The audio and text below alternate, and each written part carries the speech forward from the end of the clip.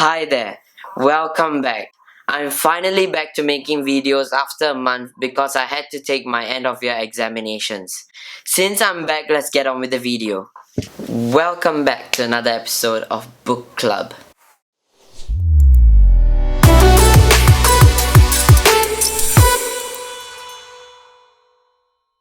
In today's episode and this week, we'll be looking at the genre historical fiction and history in general.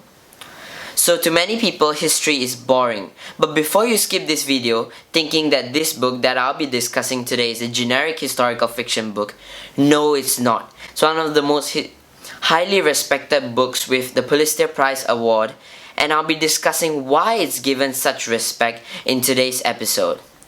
So what is Pulitzer Prize, you may ask?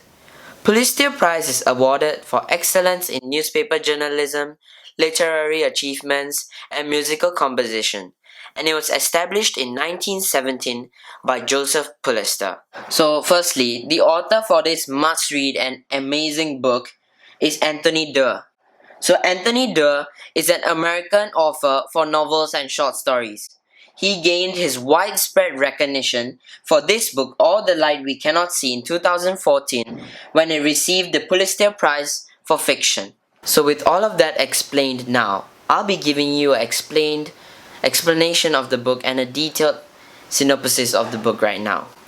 So firstly, All the Light We Cannot See traces three characters whose lives intersect when they meet at Saint Malo, which is a German-occupied French town, in August 1944.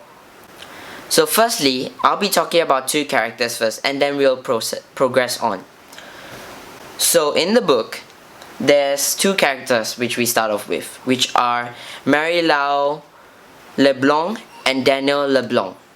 So they live in Paris, and Marie-Laure is the daughter of Daniel Leblanc, and Daniel Leblanc is the father. So he's a locksmith working in France, and when Mary was young, she was blind. So to get through her life, she needed to have some guidance. So Daniel built a scaled city to let Mary memorize everything. So when she was 12 in 1940, they had to escape Paris because there was imminent threats of German forces and Germany coming to invade and occupy Paris. So they decided to flee to a town called Saint Malo, in which they settled down with their great uncle Etienne and the housekeeper Madame Manette.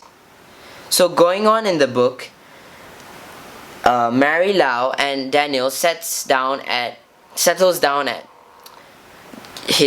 her great uncle's place, which is Etienne's place. And going on, Daniel was called back to Paris, in which he was sentenced to prison and was brought to German prison. So hence he died there, which is pretty sad part of the book when Mary's dad died. And going on in the book further on, I'll be talking about what happens next.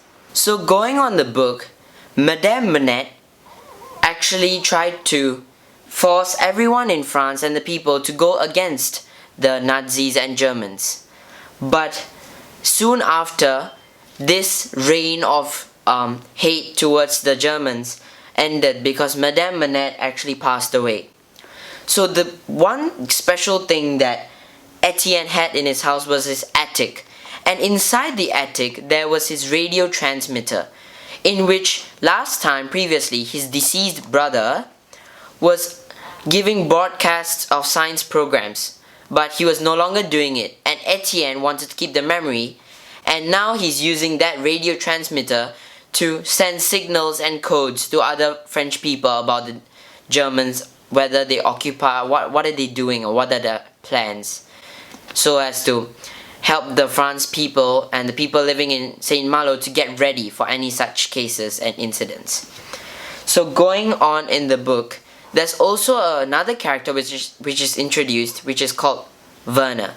So Werner is an orphan who is German, and her sister, together with her sister Jutta, they grew up, and they were always listening to Etienne's broadcast, or Etienne's brother's broadcast of the science program. And one special thing about Werner was that he was gifted. Everything he was gifted. With his technological skills, with his IQ, with everything, he was really special. And at the age of 14, he was enrolled into the Nazi special training program. So Jutta was worried, Jutta, the sister of Werner, was worried that Werner would fall under the ideology of the Nazis, which Jutta did not like as well.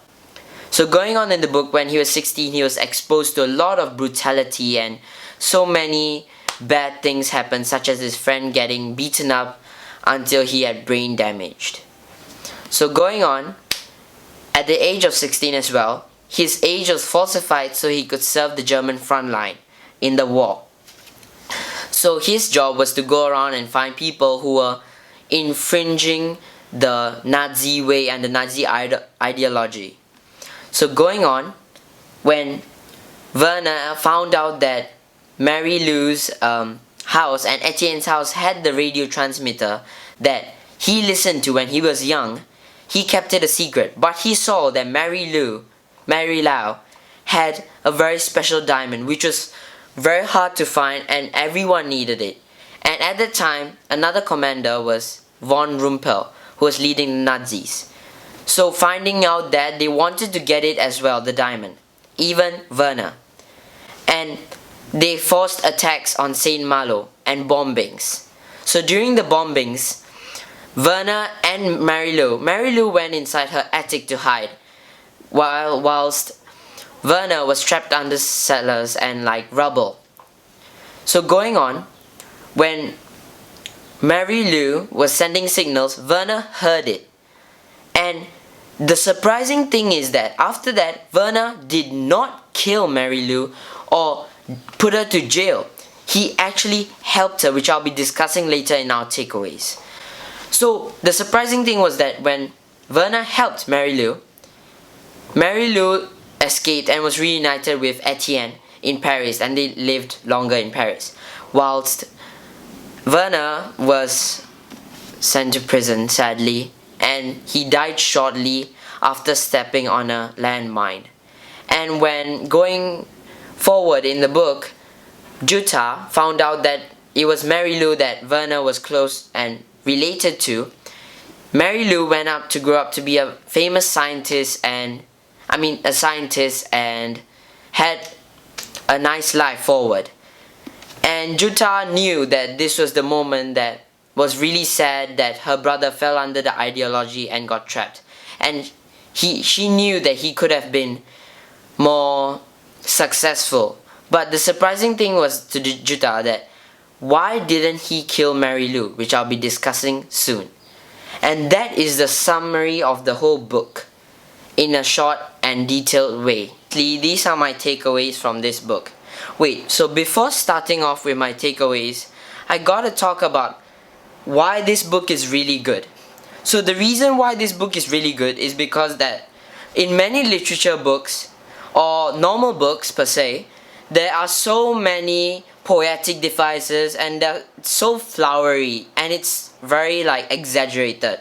But this book is a mixture of both flowery and poetic writing and a mix of simplistic writing, which makes the writing very phenomenal and very easy to read and more interesting rather than just flowery writing and just simplistic writing, which may be boring to some sense. And the reason why, when these two combine together, it's also a really good book to analyze if you're dying in literature and you do not know how to analyze poetic devices and how to analyze poems or texts. This is the go-to book that I recommend if you would like to break down a study in literature and you'd like to ace your exams in literature.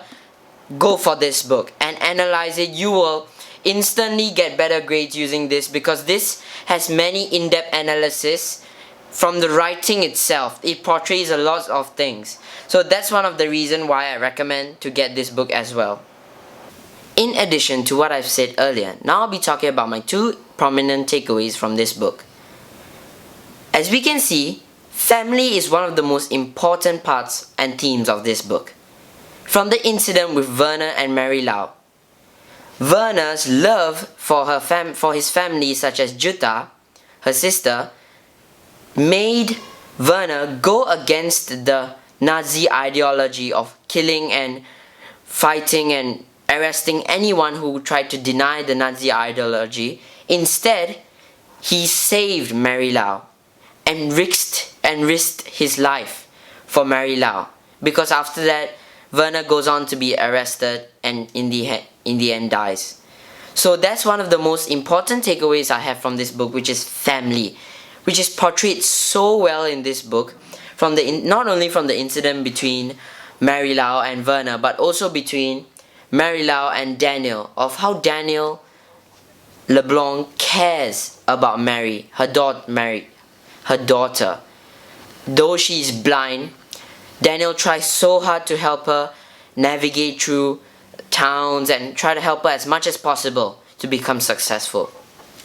The next takeaway I have from All the Light We Cannot See is that it's not very prominent, but it's the way of seeing, the different perspectives.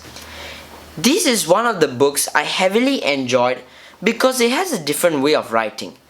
To a certain extent, this shows the characters' different ways of seeing the complex world.